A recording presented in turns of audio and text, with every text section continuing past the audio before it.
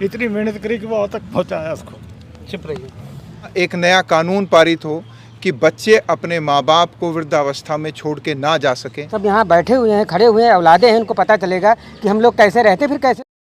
जंतर मंतर पर इस समय देश का वो तबका खड़ा है जिसको लेकर के सम्मान की बातें की जाती है बड़े बड़े मंचों से। देखिएगा, इन तस्वीरों में दिखाऊंगा, वृद्धाश्रम बंद हो, इन चेहरों को भी देखिएगा, उम्र का तकाजा लगाइएगा, माता पिता को प्रताड़ित करने वाले बहू और लड़कों को सजा दो।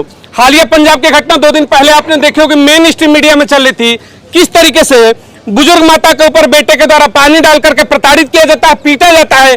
देश के अलग अलग कोनों से, अलग अलग राज्यों से ऐसी घटनाएं आती हैं कि बुजुर्ग माता पिता को पीटा जाता है, उनको किस तरीके से वृद्धाश्रम में घर का कचरा समझ करके रख दिया जाता है, बेटे और बहुएं पूछने तक नहीं जाते। एक सीधा सा सवाल है, चर्चा शुरू करने से पहले चंद सवाल है, बेहतर उम्मीद करूंगा देश की जनता जवाब देगी। सोचिएगा, जब बच्चा पैदा होता है तो इस हथेली पर आ जाए इतना छोटा होता है, अगर उसे माँ बाप उसी समय छोड़ दे, त्याग दे, तो समझिएगा एक चींटी जिसकी कोई औकात नहीं, तो चाट करके बच्चे को मौत के घाट उतार दे, वो कभी आगे ना बढ़े। वहां से पाल पोस करके माँ बाप बच्चों को बड़े करते हैं, लेकिन वही बेटा जब बड़ा होता है, बहू आती है, तो माँ बाप बोझ हो जाते हैं और उन्हें बाहर फेंका जाता है। बड़ा सवाल है, सवालों पे चलिए चर्चाएं शुरू करते हैं। जिस तरीके से आज आप लोगों का बड़ा व्यापक प्रदर्शन है दिल्ली के जंतर मंतर पर, हालांकि यहाँ पर राजनीतिक धरने होते हैं, लेकिन अस्तित्व बचाने का शायद ये पहला धरना है, देश के बुजुर्गों का ये पहला धरना है। इतिहास होगा जंतर मंतर का कि बुजुर्ग कह रहे कि हमें बचाओ। बेटी बचाने का नारा तो सुना कि बेटी बचाओ बेटी पढ़ाओ, बुजुर्ग को भी तो बचाना चाहिए ना। रीढ़ की हड्डी और बैकबोन ही नहीं रहेगा तो शरीर क्या होगा। क्या उम्मीदें हैं सरकार को सुनेंगी? राय साहब, जो आप यहाँ पर आए हैं, पहले तो उसका धन्यवाद। बात यह है कि जो पीड़ित माता पिता भलाई मंच हमने गठित किया, वो इस उद्देश्य के साथ किया कि जो बच्चे वृद्धावस्था में अपने बुजुर्गों को छोड़कर चले जाते हैं, एक कानून ऐसा पारित हो इस देश में ताकि वो बच्चे जो क्रूरता दिखा रहे हैं अपने माँ बाप के प्रति, उनको किसी तरीके से रोका जा सके कि वो अपने माँ बाप को वृद्धावस्था में देखभाल करनी शुरू कर दें। इस उद्देश्य को लेते हुए हमने ये पीड़ित माता पिता भलाई मंच का गठन किया है।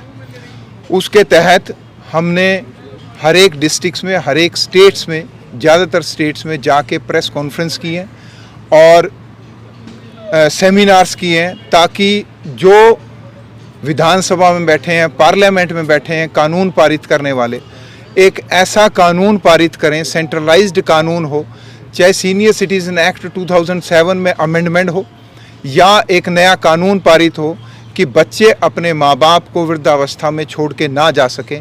कारण सिर्फ एक है कि एक बच्चे को माँ बाप पाल पोस कर बड़ा करते हैं, उसकी पढ़ाई लिखाई करवाते हैं, और अपने देश में जहाँ 18 साल के बाद ये कह दिया जाता है कि ये मेजर हो गया है और वोटर जो है ना, वोटर उसको घोषित किया जाता है कि ये मेजर है और वोटर डालने के लिए अब कॉम्पिटेंट हो गया है, उसके बाद आप देखिएगा कि 18 साल के बाद तो उसकी प्रोफेशनल पढ़ाई शुरू होती है, जहाँ पर उसको बड़ा बनना है, समर्थ बनना है कि वो जो है ना खाने कमाने लायक बन सके।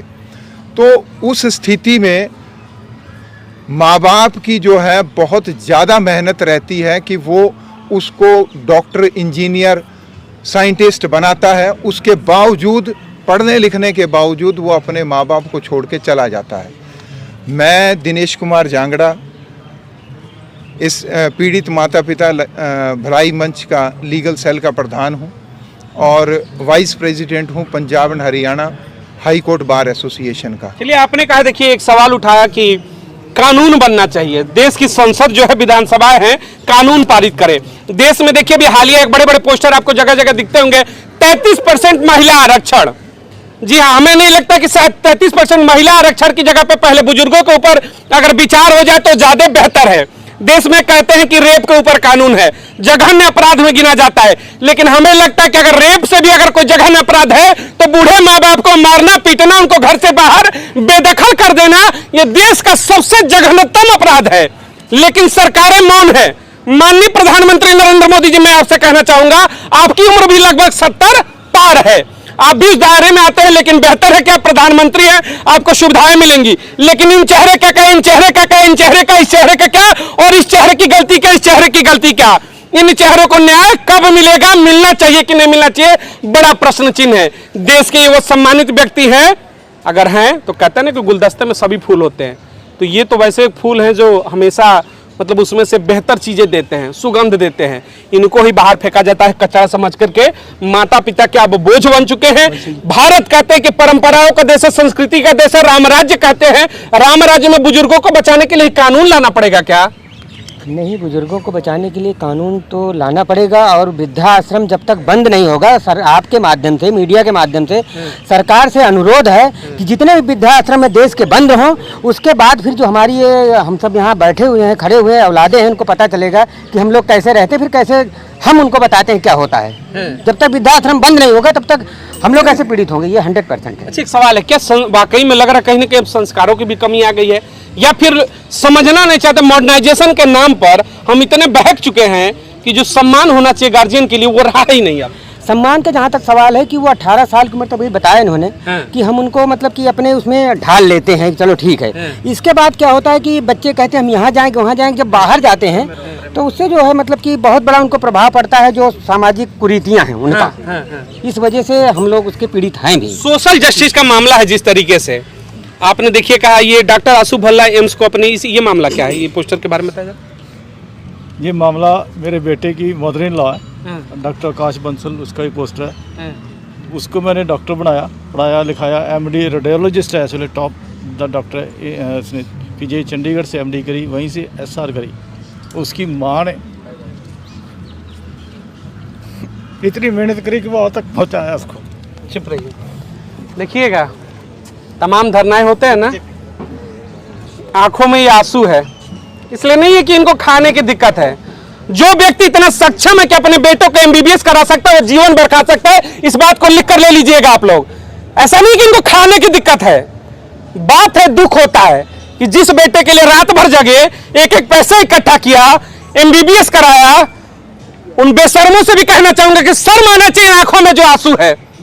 वाकई में देश में अब देश मांगता है UGC नहीं चाहिए, देश में एक कानून नहीं चाहिए, पहले वृद्धाश्रम का कानून चाहिए, पहले बुजुर्गों का कानून चाहिए। ये आंखों में जो आंसू है, शर्म आता है। कहते हैं वसुधैव कुटुंबकम, विश्व परिवार नहीं, पहले देश का परिवार देखेंगे, और ऐसे लोगों को न्याय मिलना चाहिए। ये आंसू है, बुरा लगा, लेकिन आंसुओं का फर्क क्या उनको नहीं पड़ता जो अपनी ही औलाद है, अपनी ही खून है? अगर उनको फर्क पड़ता तो ये बात होनी नहीं थी। वो इतने बेशर्म हो गए अपने इलाज में जाके, वो अपनी पता नहीं उसकी वाइफ ने जिसके साथ उसने लव मैरिज करी है, उसने उसको ब्लैकमेल करा है या किस करा। आजकल जो ट्रेंड चल रहा है, बहुएं जो आती हैं वो पहले लव मैरिज में जाती हैं, फिर उनके रिलेशन में रहती हैं, उसके बाद उसको ब्लैकमेल करती हैं, अगर तू अपने माँ बाप के पास गया तो तेरे को मैं अंदर करा दूँगी। और एक ये भी एक बहुत बड़ा अन्याय की तरफ जा रहा है, जो बच्चे आजकल के बाहर जा रहे हैं। सबसे बड़ा तो यही है, एक वो उसकी ये आशु भल्ला है, जो मेरे को एक धमकी दे रही है, कहती मैं लेडी हूँ, अगर आपके मेरे घर में आए या मेरे हॉस्पिटल में आए तो मैं आपको बीइंग ए लेडी आपको अंदर करवा सकती हूँ। इसके हस्बैंड दिलीप भल्ला वहाँ पे पड़पड़गंज में मैक्स हॉस्पिटल में किडनी के डॉक्टर, अच्छे डॉक्टर हैं, वो मेरे को कहते हैं मैं आपको दहेज के अंदर बंद करा दूँगा अगर दोबारा मेरे इधर दिल्ली में नजर आए। वो दिल्ली में कह रहा है, एम्स में नजर आए। तो ऐसे लोग पड़े हैं। तो अपने ही बेटे से मिलना हो ना तो आपको अंदर करा दीजिएगा। बहुत धमकी देती है कि महिला उत्पीड़न में करा देंगे और छेड़खानी में अंदर करा देंगे। सोचिएगा, इस देश में महिलाओं के लिए कानून है, लेकिन पुरुषों के लिए कुछ नहीं है। पुरुष पैदा हुआ है सिर्फ मरने के लिए। झूठा केस लगा देंगे, कहेंगे कि छेड़खानी हो, जेल में डाल देंगे। तो क्या पुरुषों के लिए कोई आयोग नहीं है? पुरुषों के लिए कोई कानून नहीं होना चाहिए? और सबसे बड़ी बात इन्होंने कहा कि बहू, बेटियों के लिए नारा दिया कि बेटी बचाओ बेटी पढ़ाओ, नौ दुर्गा की पूजा करते हैं। उन देश की तमाम बहुओं से, उन बेटियों से मैं एक सवाल करना चाहूंगा कि शर्म करो, ऐसा दिन ना आ जाए कि बहू बेटियों के नाम पर थूकना पड़ जाए, नफरत हो जाए। उस नफरत को दूर करो, कम से कम सम्मान दो। जिस बेटे के साथ शादी किया, आज जिसे तुम अपना पति मानती हो, पहले इनका बेटा है। ये जन्म ना देते तो तुम्हारा पति ना होता। पहले तो माँ बाप ने जन्म दिया ना, पति तो बाद में बने, तो पहले हक इनका बनता है। लीगली भी अगर कानून में भी बात करें तो पहले वाले का पहला हक बनता है, पहले बनता फिर ऐसे भेदभाव क्यों? है, गलत है जी। मेरे साथ जब हैं? बच्चों में हाँ, क्या कह रहे हैं बताइए? वो यूं बोलती है लड़के को, हैं? वो ये बोलती है आप मेरे साथ रहोगे या अपने माँ बाप के साथ रहोगे, और ना नहीं अपने माँ बाप को छोड़ो मेरे साथ रहो। क्या बात है, ये गलती क्यों की है?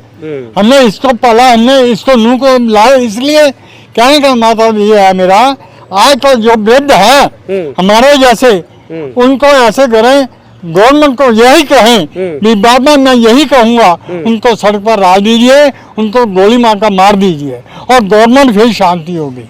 क्यों? गवर्नमेंट कोई पूछने वाला नहीं है। तो इसलिए नहीं पूछता कोई, तो इनको कहते हैं भी जब में वोट लेनी होती है तो ये कहते हैं हमारे वोट मिल गई, अब आपकी जरूरत नहीं है। तो इसलिए ये जो भी वृद्ध में रह रहे हैं या वृद्ध आश्रम में रह रहे हैं वहाँ भी ये पैसा चलता है। जो 15 सेक्टर में पंचकूला में रेड क्रॉस है, वहाँ की अग्रवाल है इंचार्ज, वो पैसा पाती है, वहाँ पर कोई है नहीं इंचार्ज है नहीं। देखिए, इन्होंने डॉक्टर साहब एक चीज कहा कि बच्चे जिस तरीके से गलतियां करें कानून आना चाहिए।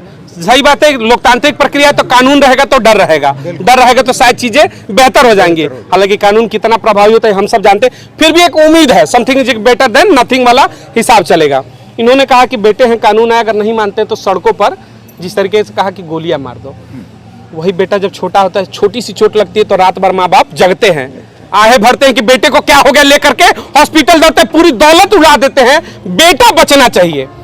जो बेटा भी तुरंत पैदा होता है और वो कर संयोग बस कभी कहते हैं कि वेंटिलेटर पर चला गया, पूरी दौलत झुका देते हैं, घंटों भर का परिचय नहीं होता है, और वो बेटा पूरे 22 साल का जो संबंध है उसको धूमिल कर देता है एक लड़की के आते ही।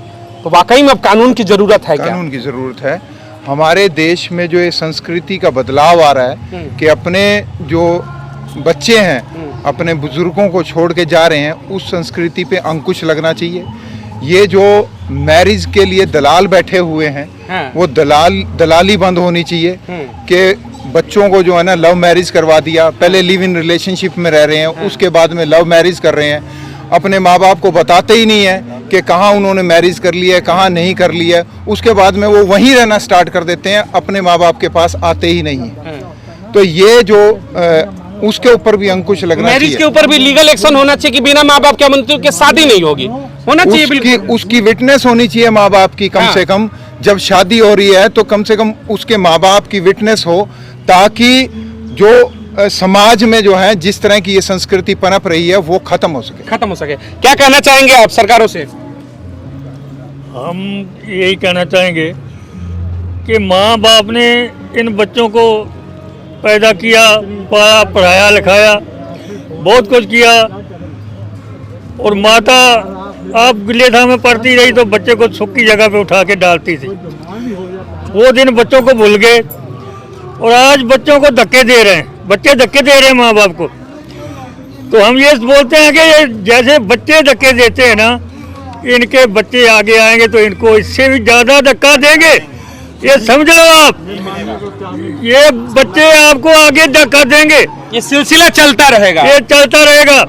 जैसे हमने धक्का दिया अपने बाप को, हमारे बच्चों ने हमको धक्का दिया, और हमारे बच्चे के बच्चे उसको धक्का देंगे। सिलसिला चलता रोड रहेगा, पे घूमते रहेंगे, ये सिलसिला चलता ही ये रोड पे घूमते रहेंगे। इनके लिए कोई कानून होना चाहिए कि जो घर की प्रॉपर्टी है, अगर बच्चा घर से निकल जाता है, माँ बाप को नहीं पूछता, तो घर की प्रॉपर्टी का कोई हकदार नहीं है वो, उसके लिए कोई कानून होना चाहिए। इन्होंने कहा कि देखिए अपनी बातों को विराम करेंगे हम लोग। इन्होंने कहा कि कानून होना चाहिए बेदखली का। मैं कहता हूँ उस बेदखली के कानून से कुछ नहीं होगा, क्योंकि जब वो बहुओं के साथ जाते हैं अपनी पत्नियों, उनको पैसे की कोई आवश्यकता नहीं होती है। हकीकत यह है कि अगर अपने माँ बाप को बुढ़ापे में आप सहारा छोड़कर जाते हैं तो आप भी बिहाइंड द बार होने चाहिए, आप भी जेल जाएंगे।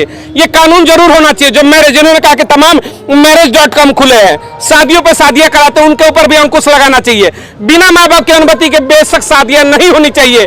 अगर जो बच्चे ऐसे चेहरों को बुढ़ापे में ला करके छोड़ देते हैं वृद्धाश्रम के और घरों के बाहर कर देते हैं और अपने घरों में ऐश करते हैं, वाकई में समझिएगा आप शादी तो कर चुके हैं लेकिन मर्द कहलाने के लायक नहीं है।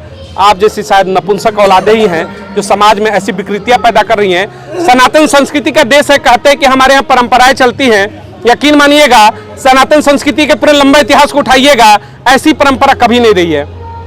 आप दशरथ से लेकर के, राम से लेकर तमाम उठा लीजिएगा, कृष्ण से लेकर के, ऐसी परंपरा न रही है, न रहनी चाहिए। तमाम सरकारों से भी मैं गुजारिश करूंगा, ऐसे कानून जरूर आने चाहिए, बेहतर आने चाहिए। उम्मीद है कि 24 चुनाव में इन चीजों पर भी चर्चा होगी और देश की संसद में नया कानून जरूर बनेगा वृद्धों के संरक्षण का, ताकि ये भी सम्मान पूर्वक जीवन जी सके और दिल से कहे जय हिंद। चलिए।